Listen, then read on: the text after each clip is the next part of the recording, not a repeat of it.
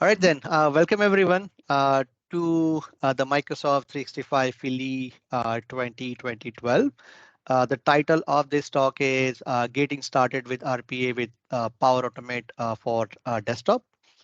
Okay, let me start the subtitles again.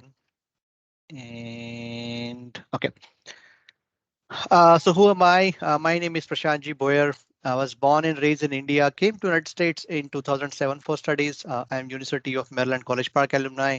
I co-authored a book, PowerShell for 360 Office 365, and also acted as a technical reviewer for the book Pro SharePoint 2013 Administration. I am from Washington DC area of United States, and we organize a lot of community conferences. So if you are interested, you can check us out on meetup.com, or you can also check us out on Azure Cloud Events.com as well. Looks like there is some issue with my internet, so I'm just going to be turning off my subtitles so that the entire screen is visible over here. Okay. So I am recipient of Antarctic Service Medal, and since 2017, I'm also a recipient of Microsoft MVP Award. And right now, my categories are AI and business application. And as far as my day-to-day job is concerned, I work as cloud solution architect at AIS, where I focus on intelligent business process automation. I know it sounds kind of a mouthful, but what essentially I do is I work with customer and help them implementing automation. And while doing that, we use variety of the products and services such as Microsoft Power Platform, Microsoft 65, Azure AI, and bot services. And I work at AIS Reston, Virginia office. And AIS has been providing services in Microsoft ecosystem from last 40 years. And we have been recipient of Microsoft Partner of the Year award on multiple occasions. And when it comes to RPA in Microsoft ecosystem, we have collaborated with Microsoft and created a lot of IP that you can easily access. One is we have a course on rural site.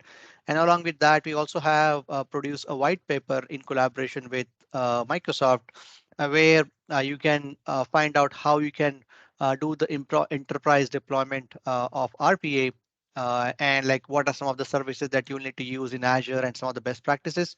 You can definitely read in that white paper. Just like other organizations in the US, AIS is also growing. So if you or anyone in your network is looking for a change, we have a lot of open positions and you can be 100% remote as long as you are located in either USA, Canada, or UK. And I always have this slide in my talk. Remember, it doesn't matter what kind of tool or technology you're using.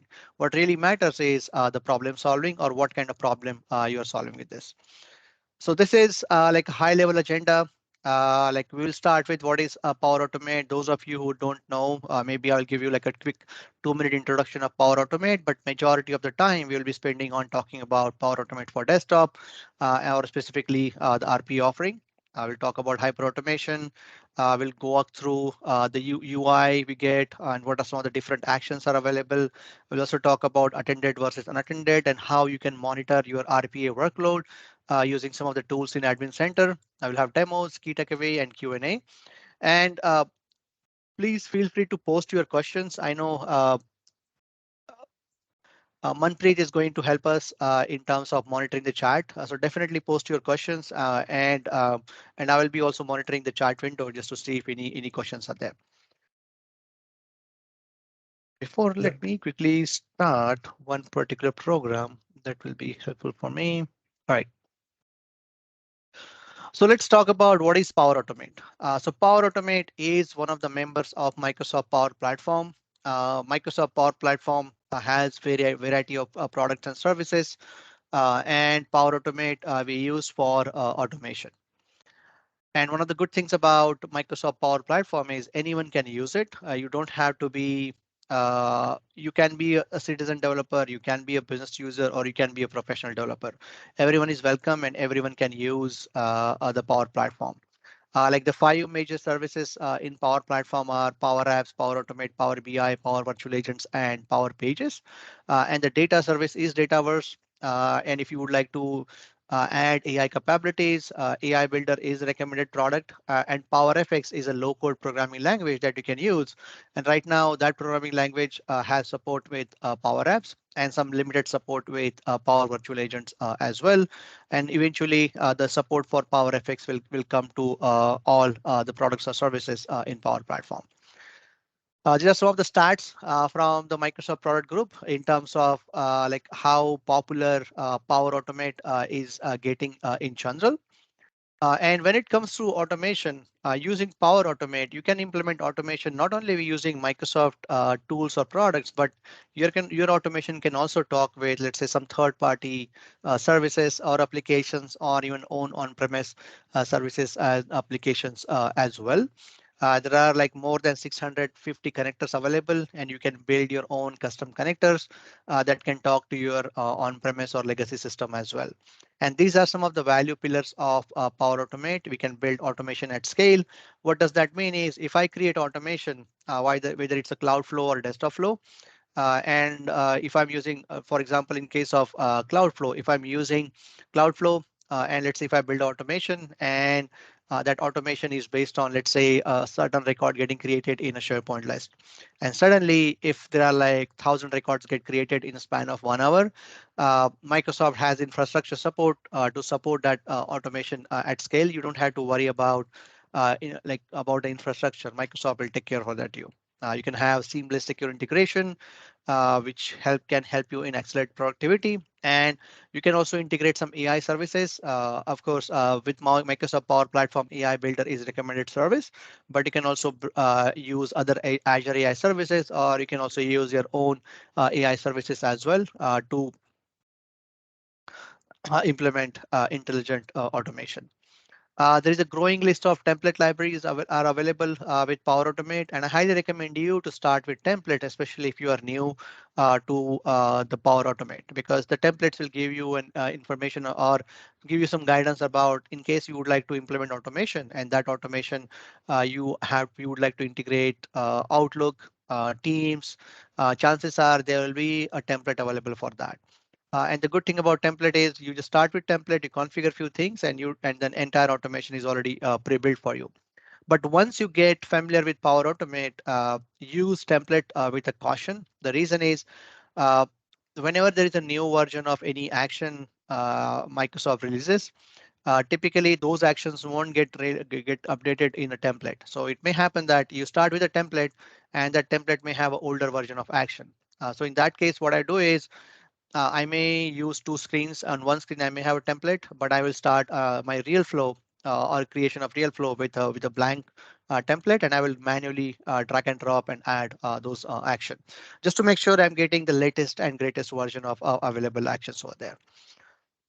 Now, initially, when Microsoft launched Power Automate or Microsoft Flow, the only capability it has was to do API-based automation or cloud-based automation.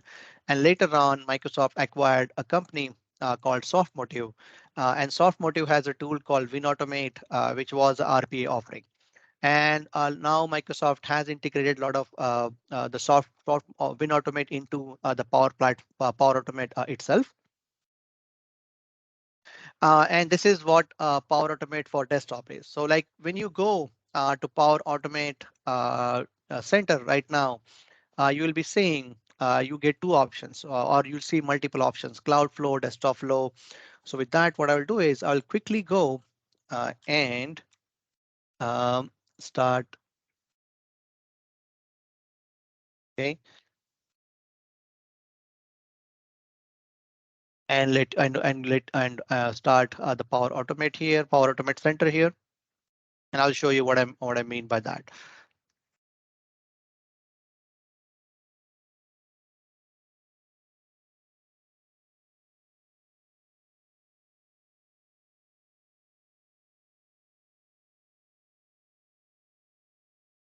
Okay, so if I go into the Power Automate Center, if I go to my flows, you will see your flows will be listed as cloud flows, which are your regular Power Automate flows that you typically create based on a trigger, such as when an email arrives or when a file get modified.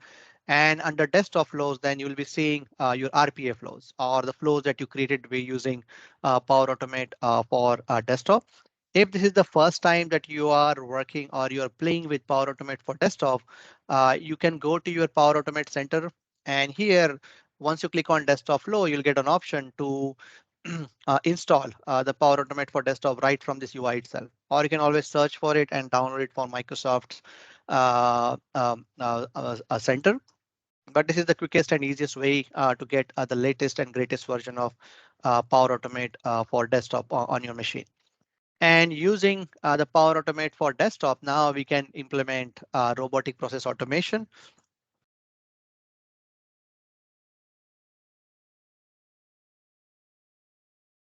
And most of the feature that you see with Power Automate for desktop, like all the UI and other stuff, is actually coming from the Win Automate of the product that Microsoft acquired via a Softmotive acquisition. And just like our cloud flows, the desktop flows, everything is based on drag and drop. And there are some inbuilt recorders are there. So if you would like to record the steps, you can do that. Advanced debugging features are there. You can also use reusable controls, images, and function. There is some advanced error handlings are there. And in case you would like to inject some kind of custom code, because when it comes to implementing automation, if you just rely on drag and drop, sometimes there may be a scenario where okay, the drag and drop functionality is giving me 90% of what I need, but rest of the 10% is not supported. So in that case, then you can inject your own custom script. And for that, you can use VB script, JavaScript, Python, PowerShell as well. There are two modes where you can run your automation, attended versus unattended. And I will talk about that later in the talk. And you can also have concurrent process execution as well. That means you can have multiple robots or your RPA jobs running in parallel as well. So as I mentioned, there are like multitude of actions are available, and those actions spans across various common scenarios that we'll be doing. Some of the actions we'll be finding is also like maybe there are some actions available for connecting to like manipulating files on the file system. Some will be browser related, some will be email related, and you'll see some Microsoft specific actions as well. So with that, let me quickly show you a quick walkthrough of the product itself. Okay, so this is, let me close this and let me go to the home. So when you install the Power Automate for desktop, so Power Automate for desktop is a free tool. You don't need any kind of license to use it or to install on your machine. And with Windows 11, I think it comes bundled with the operating system itself. However, depending on how you are using your desktop flows, there is some licensing implications are there. Since the tool is free, and if you would like to build any personal automation on your machine, you can use that for free as long as that automation is in attended mode.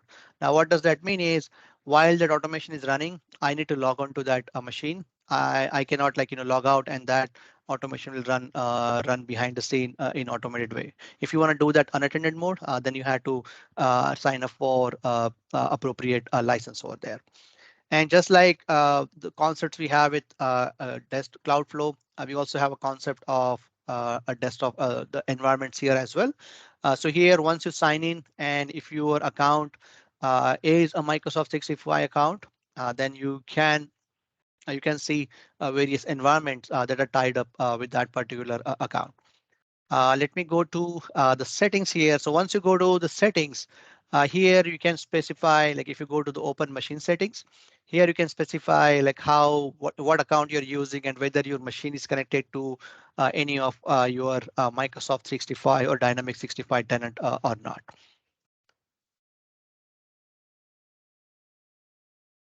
Okay. And you can connect your machine to various environments. So for example, this particular machine or the virtual machine I have installed Power Automate for desktop, and I have connected to my default environment. And this green check means everything is set up correctly, and this particular machine is good to go. Now, when it comes to the UI itself, if I had to go and click create a new flow. I just click on this button here and let's call it as test desktop flow 01 and click create.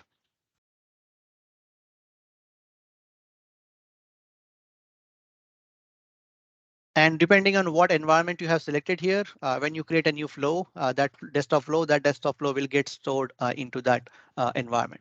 And this is like the UI looks like. So this is the centerpiece where you will be adding your business logic in the right hand side. You can have the flow variables. You can specify the input and output variables. So treat your input of variables means whenever your desktop flow gets called, you can pass some parameters, and output variables means once the execution is done, you can pass some values back to whoever is calling your desktop flow. And in the left-hand navigation, you will see all the actions that are available, starting with a variable. And there are like various list of actions are available. Some are related to the Microsofts. There will be some Google AI API related actions are also there. Some IBM actions are there. There are actions added for SharePoint as well, which are currently under preview. But there are like multiple actions available that you can use and implement your automation using drag and drop. Some auto actions available for Azure as well, AWS, AD. And if you go on the top, you see some HTTP. That means if you would like to call any web service call, you can do that.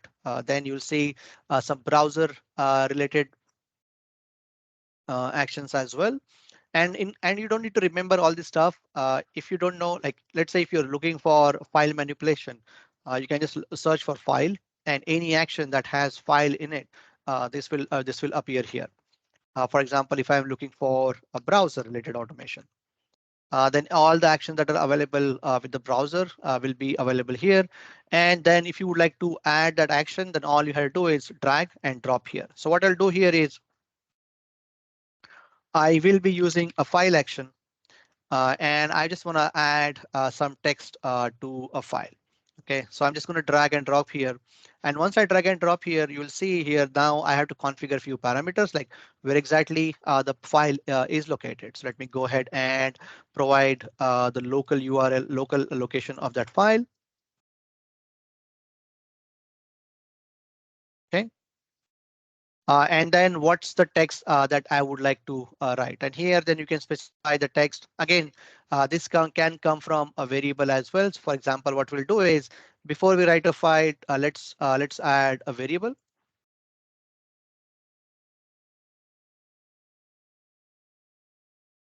And let's give it a value as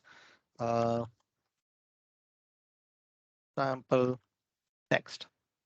And now I will go here and add this particular text to a file. And once I open that, I will be specifying the location of the file here. And this is a very, very basic example I'm giving you here. And then while writing the text, if I click on this X icon, I can add some variables, or I can hard code the stuff as well. But in most of the cases, you will be providing some dynamic values. So let's say if I add this, and then you have multiple options, whether you would like to append a new line or you would like to override. I would like to append the content, what kind of encoding is there, and on error, what will happen.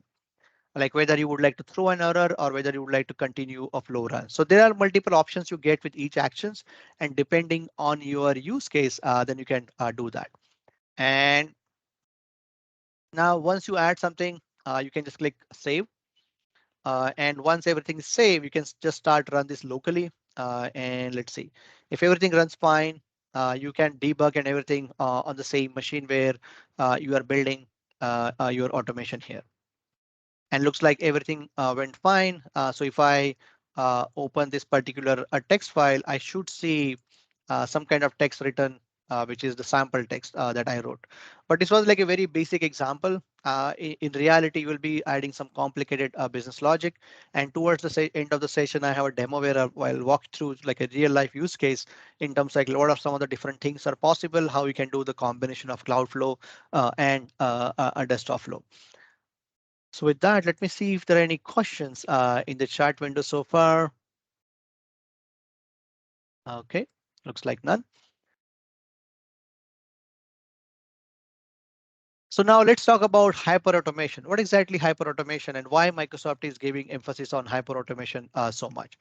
So when you implement the combination of cloud automation and desktop automation, or in a in a simplified term, what we do with the cloud flows, it is part of digital process automation or API based automation. Now, what does that mean is to implement that automation, as long as I have a connector, for example, it can be SharePoint connector or an Outlook connector, I can easily implement an automation.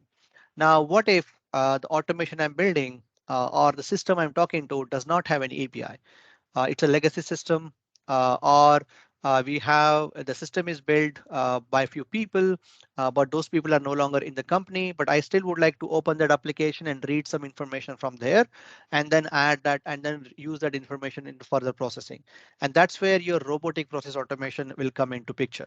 So when it comes to implementing automation, the first recommended approach is always find out if you can implement that automation using API or digital process automation, or or if I had to simplify, if I had to implement automation using Power Platform or Power Automate, my first approach should be, let me try to implement that automation using Cloudflow first. But for some reason I cannot use Cloudflow, then I'll use the combination of Cloudflow and Desktop Flow, because RPA is difficult, it's a little bit complicated, and RPA is also a little bit expensive as compared to your regular cloud flows. Okay, but using the combination of AI, digital process automation, and RPA, you can implement hyper automation where your automation can integrate with not only with your like regular Microsoft services such as Exchange, SharePoint, or SQL, but it can also integrate with your legacy UI-based system as well.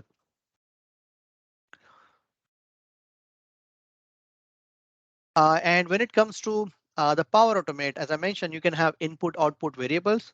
For example, you can pass some parameters, and once the desktop flow is executed, you can return back some information.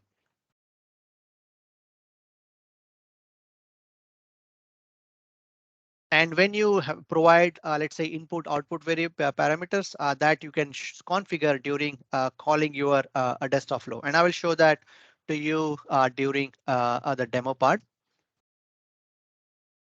And typically, your orchestrator for your desktop flow are most likely going to be a cloud flow. Like there will be scenarios where your main trigger will be a cloud flow. And from that cloud flow, then you will be calling your desktop flow. However, when you try to call a desktop flow, you will see that all the actions with respect to the RPA are premium action. That means to use RPA, there are some licensing implications or licensing things that you need to keep into consideration. Now, when it comes to launching your desktop flow, you'll be seeing two modes, attended and unattended. Like now, let's say what are the key differences and where you'll be using one over another. Now, attended is more for the personal automation, whereas unattended is the enterprise automation. Like most of the RPA implementation we have done in unattended mode, because for attended mode, you have to log into the machine and you need to have active user session, and someone has to watch the things will work in automatically, but someone has to log into to the session on your machine. It's really good for a personal or on-demand task automation. However, the requirement is that you need to sign on to their machine. And if you look at anywhere, no company, like very few companies will basically will be in favor of using attended automation, because in that case, then someone will be logged into the machine, the automation will be running, and someone will just watching the automation. And most of the time, that is not going to be the case in most of the bigger enterprises. They want to have automation in unattended mode, where you can implement automation at a scale. You can add multiple VMs and you can have like your automation running parallelly, let's say 10 times, 15 times. And your automation will be running as a robot behind the scene. That means if I would like to process 100 invoices and those invoices I'm getting, let's say in the middle of the night, then your automation can easily process and do all the steps for you behind the scene as long as you're running your automation in unattended mode. If you compare that same with attended mode, then every time an invoice comes and if I had to run my automation in attended mode, someone has to log into the machine and the session has to be active over there. So this is how your attended mode will look like. Someone will be opening the machine and everything will be like you'll be visibly seeing how things are getting or what kind of steps your automation is taking. Whereas in attended mode, you will not see your user, like you will not be logged into the machine. All the monitoring and everything will happen through your Power Automate, uh, uh, uh, Power Automate admin center. So let me quickly show you some of the other stuff when it comes to the RPA. And for that, what I'll do is I will go here or let me quickly go through here. OK, so here I have created a couple of I have created a desktop flow here. And when you know, like when it comes to the cloud flow, we can use like everything, like all the development and everything happens using the browser. Whereas now, if I would like to edit this flow, and if I click edit, what it will do is it will launch the app. And what I will do is I will go to the VM and open this up so that whenever it launches, it will try to launch from this VM itself. So let me close this and let me click on it. And if I click edit, now it's asking me to launch the app. Now on this particular VM where this browser is session is running, it is launching the Power Automate for desktop. And then I can start implementing, start modifying this particular desktop flow here.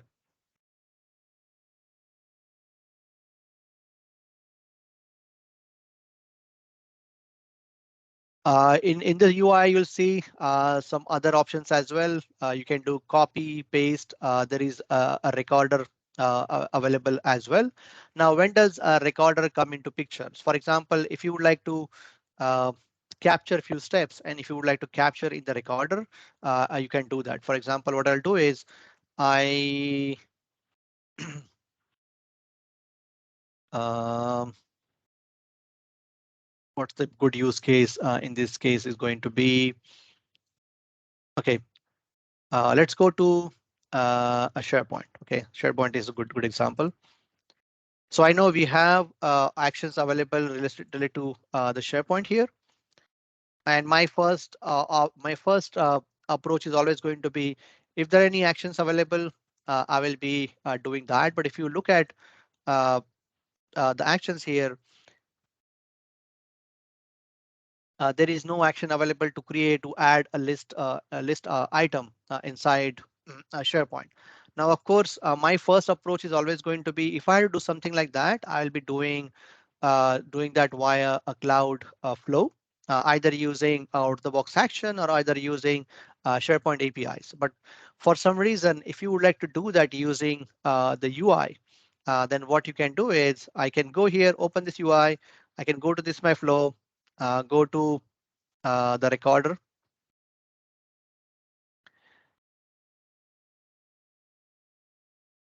And I can click on record. And then I can start. OK, looks like I don't have the extension. Let me add this here. So to run the recorder, you will need this particular extension on the browser that you're using. OK. And let me refresh this. And click record. All right. And now I'll be going here and start recording the actions. Click new. And let me add test item.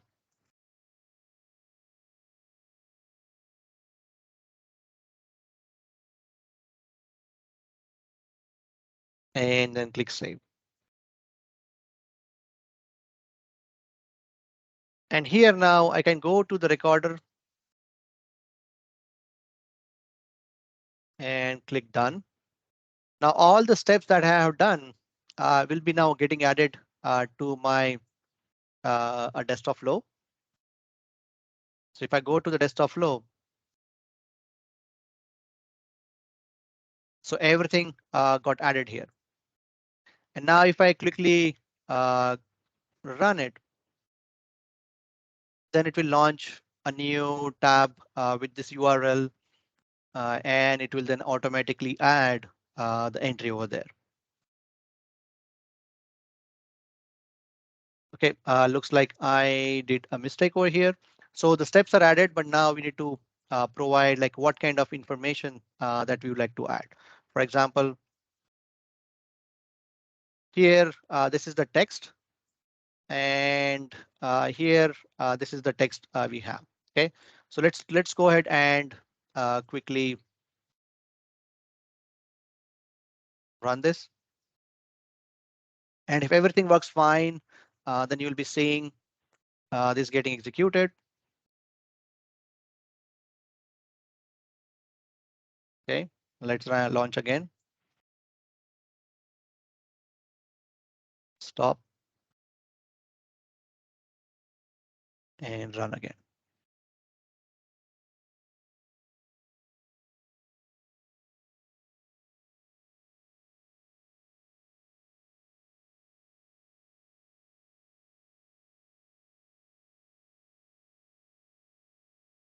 Okay, looks like it is failed because it's not getting the control for the Chrome.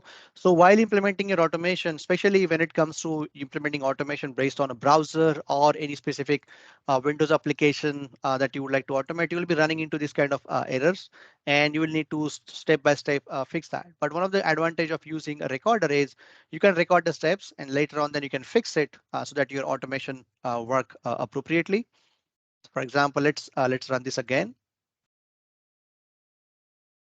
And let's go here and see now the automation runs or not. If it does not run, it's okay. I have another working automation that I will show you.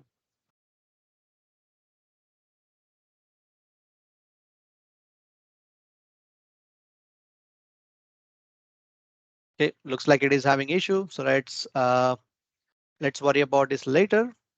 And what I will do is I will show you a real life example here. So the scenario here is uh, you in a company, uh, the invoices comes via email to a mailbox, and those invoices can be in the form of scanned PDF, or can be in the form of, let's say, regular PDF, or it can be, let's say, an image as well. And then someone has to monitor the mailbox every time an invoice comes. Someone has to manually open the invoice, capture the key information from the invoice, such as what's the customer name is, what the invoice is for, what's the amount, and then add that information to a legacy system, and also add that information to an Excel file. Now, if you would like to automate that information, like automate that scenario, you can try to use a cloud flow. Okay, so let me show you like how that automation I have implemented automation.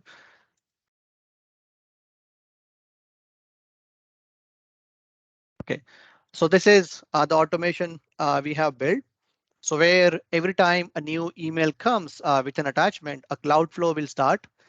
And then the cloud flow will basically read the attachments, and then it will be using some AI services.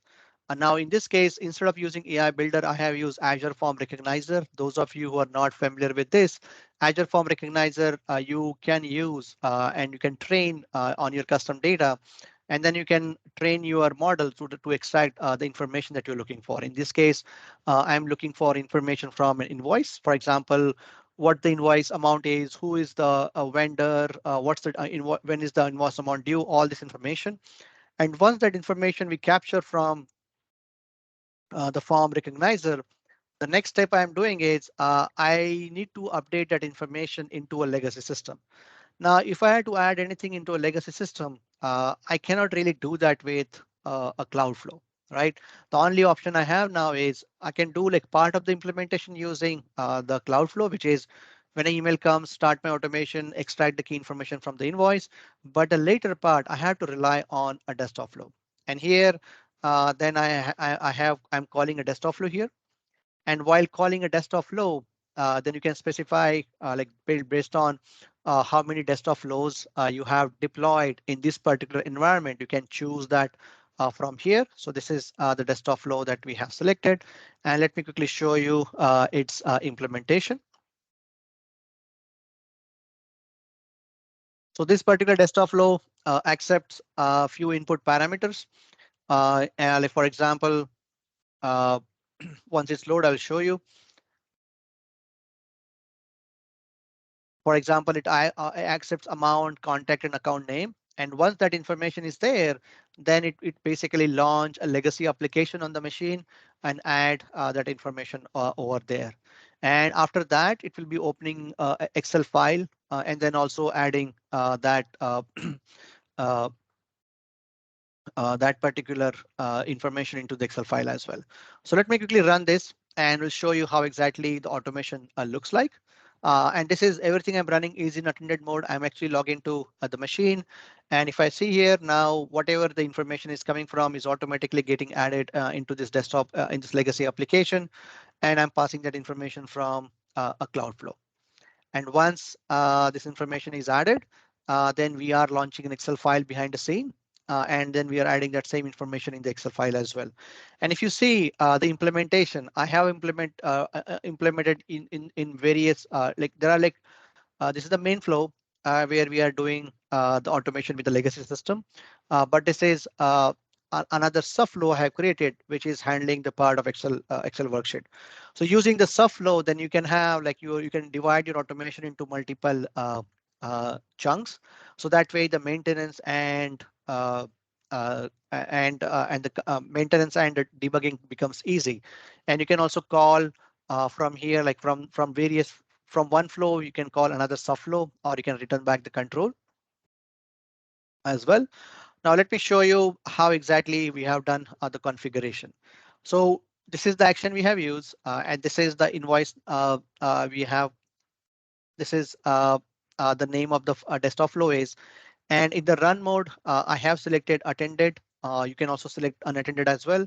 However, for to do the unattended mode, you have to buy some additional licenses, which I don't have in this particular demo environment. And then you have to specify the priority. Like by default, your RPA jobs will have normal priority, but you can also specify high priority. What does that mean is if there are like 10 jobs that needs to get executed on a virtual machine, then the one with the high priority will get executed first, and one with the normal will wait for the high priority jobs to get executed first. Then you can also specify like any kind of input parameters. And if your flow is throwing any output parameters, that will also be available to you as part of the variables here. But before further ado, let me quickly start this automation. Let me quickly.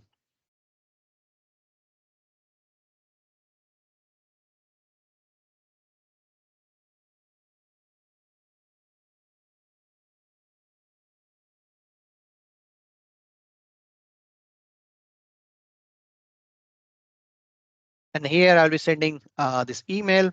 And as soon as the email comes with an attachment, this automation should start. So let me go here and go to this flow.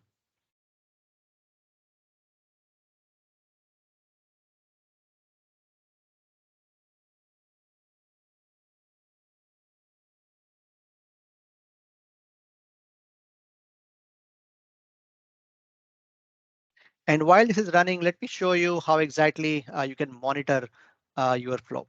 So we all like most likely you'll be familiar like how to monitor your cloud flow. For example, I can go here and I can monitor my cloud flows. But when it comes to the desktop flows, you have to go to your flow UI, and in the left hand navigation, click on monitor and then click on desktop flow run. And here you will be you'll be seeing like how your flows are getting executed. What was the status of what was the name of the desktop flow? What was the status when exactly the run happened? What kind of mode it has, and what was the which was the VM it used. and what was the parent flow which started this particular desktop flow. And as you can see, this one is queued. That means now it is waiting for the VM to get ready and execute this particular desktop flow. And if everything is working fine here, you will be seeing automatically the legacy exe will get launched. Will add a record to it, and also it will add the record in. And looks like the legacy exe has started. And now you can see automatically it is adding a new record, and everything is coming from the input parameters are coming from our Cloudflow. And once it is done, it should be launching in an Excel file, and everything happened pretty quickly because it was in attended mode. And once everything is done, and if I go back to this particular flow, and if I look for its status, then it should basically be done in few seconds now, because most of the stuff with the desktop flow was over. And then you can see that this flow ran successfully, where the entire automation we distributed between the Cloudflow and the desktop flow. Cloudflow acted as a trigger. It uses some AI services and then capture a bunch of information using the AI services, and then we pass that that information to this particular desktop flow. And then once the desktop flow was done, then we went with the further processing, where now in this case, we are just uploading that attachment to a SharePoint, like whatever the invoice that came. So this was like a quick and easy way to implement hyper automation using the combination of cloud flows and desktop flow. Now let's see, now let's go ahead and see how exactly, since our desktop flow finished, how exactly that will look like in your uh, uh, desktop flow orchestrator here. And here you can also see like how many machines are part of your machines are participating in your RPA deployment. You can also have machine groups. For example, if I would like to, and here the concept, since you will be in charge of running all this automation in your own infrastructure, the concept here are similar to the concepts that we typically get when running SharePoint on-prem. For example, if you're running SharePoint on-prem, then depending on your workload, you may have 3 web front ends, 4 web front ends, and everything, and your traffic to your SharePoint servers will be managed by load balancer. Same concept are available here, where you can have machine groups, and inside the machine groups, then you can have multiple VMs, so that at a time, if 10 automations are running, then if your machine groups have 10 VMs, then at a time, all the 10 automation will be getting executed parallelly in all the available 10 VMs. And one thing you had to keep in mind, since the nature of RPA is such that at a time on a VM, you can only execute one RPA job. You cannot have two RPA jobs running simultaneously on a single VM. Okay, that you also always, or a single session to be precise. That means if I am logged, if I had to run even in attended mode, and if I'm using a user account as my user account for an unattended mode, at a time that unattended mode session will only execute one RPA bot at a time. You cannot have multiple bots. That's why you saw that status as a queued here in this particular UI. Okay, let me see. Let me see if there are any questions or comments in the chat window here. Okay, we talked about this. Cluster, yes, to scale up, you need to add one or more machines to your infrastructure. However, this particular model of running your desktop flows locally in your infrastructure goes against our recommended cloud first model, right? And that's where what Microsoft is doing is Microsoft has launched another, or the service is available in preview. It's called uh, sorry, not this one. It's called hosted RPA, where you won't be creating your own VMs, because when you create your own VM, then you are in charge of first provisioning those VMs, making sure correct OS is installed, correct security patches are there, correct desktop applications or programs are there.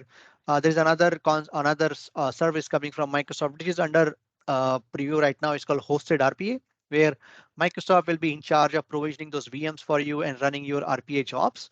However, there is a one major roadblock there where we don't have support for custom VNet. And typically you need that or custom virtual network. You typically need that when you have a legacy application that to run that legacy application, it has to be part of your network. That particular support is not there, but once that support is added, then for big enterprises, they will give you another option. You can either spin up your own VMs to run the RPA bots, or you can also use hosted RPA to run the RPA bots in Microsoft infrastructure. So that way, you don't have to worry about scaling up and down because, as I mentioned, yours since if you are provisioning your own VM, then you are in charge of scaling that infrastructure. When it comes to if you go with hosted RPA, then Microsoft is in charge of scaling up that infrastructure for you. So we also covered the demo. Let me cover a few slides over here. Okay, so in case you would like to get your hands dirty with RPA or with cloud automation, and if you don't have dedicated environment, I highly recommend you to check out Microsoft 365 Developer Program, where if you go to this particular link, you can sign up for this program, and via this program, you can get your own Microsoft 365 subscription for free. And typically that subscription comes with E5 licenses and the validity is 90 days. And with that, you get Exchange Online, SharePoint Online, Teams, Power Automate, Power Apps. And one of the good thing about this program is using this program, you can also sign up for free trial licenses as well. Like I typically do that. I have a program, I have a tenant from this program. And if I had to check in, I had to test anything which requires a premium feature, I just sign up, use this tenant to sign up for the trial using that. Uh, if you would like to integrate some of the Azure services with your automation, these are the various ways you can get your personal Azure subscription. My personal favorite or recommended is MSDN. If you have MSDN subscription, definitely go to your MSDN portal and see if you qualify for any free credits per month. So hopefully the content we covered today made you explore Power Automate for desktop and you'll go home and play with it. And we would like to give a special thanks to our sponsors, Synology. I think they are giving away uh, uh, their DS220 NAS, which has a $300 value. And a winner will be selected randomly. And all you have to do is go to this particular link and participate in the raffle round. And please provide your feedback. Your feedback is very, very important to us. You can provide the feedback using this particular two links. This is related to the event and this is related to the speakers. With that, we come to an end and these are my contact details. Please let me know if you have any questions or comments. Happy to answer your questions now, or you can also connect with me on LinkedIn or you can email me your questions as well. With that, we come to an end, and I deliberately left 10 minutes for any Q&A that we may have.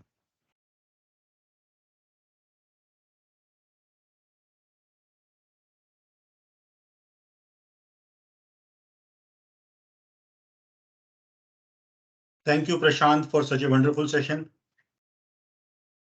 Guys, if Thanks, you Ashish. have any questions, please feel free to put your questions in the chat, and we will be more than happy to answer these questions.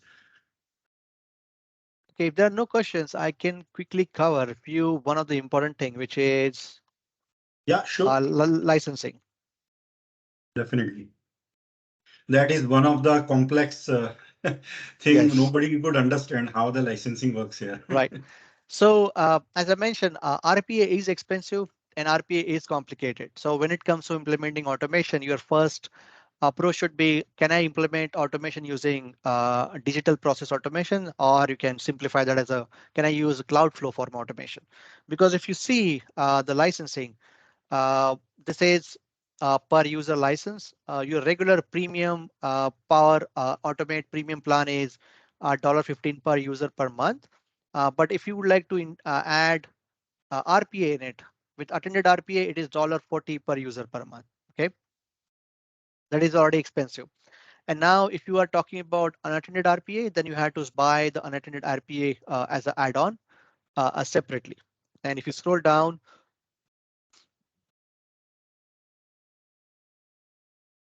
and this much you have to pay to run your bot in unattended mode, which is the price is $150 per bot per month. I know it sounds quite expensive, but I have seen some organization where they are using RPA bots in unattended mode because there's a really good return on investment of running everything in unattended mode. And again, the prices are all retail prices. Depending on your enterprise agreement, you will definitely get a discount, especially if you're consuming these licenses on high volume. Now, this prices is for per user basis. Now, what if you would like to do pay as you go? Then this is uh, the cost that you get when you run your flow, which has a premium feature. This is like the cost you'll be paying per flow run, but it only includes cloud flow. Now, if you would like to include a desktop flow in attended mode, the price is similar. However, if you would like to run your desktop flow in unattended mode, the CROI price is significantly high. So depending on what your scenario is, you may find that sometimes pay as you go is cheaper as compared to signing for per user license. And apart from that, when it comes to RPA, you also have to uh, consider some additional factors as well, such as if your automation is working with any of the office products, then you have to buy a separate uh, a license for that. It is going to be cheaper as compared to your regular Microsoft E3 license. However, you do need to factor that into account as well. So as Rajnish mentioned, licensing is a little bit complicated, but it is good to be aware that okay, implementing RPA automation is one thing, but there is some licensing implications are also there that you need to keep into mind as well.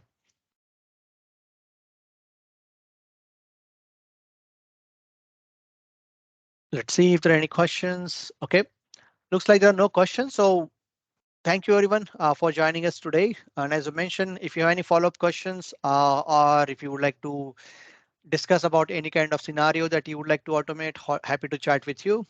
This is my email address and this is my LinkedIn profile link as well. With that, thanks for coming. Stay safe and stay healthy and hope you have a wonderful rest of the conference.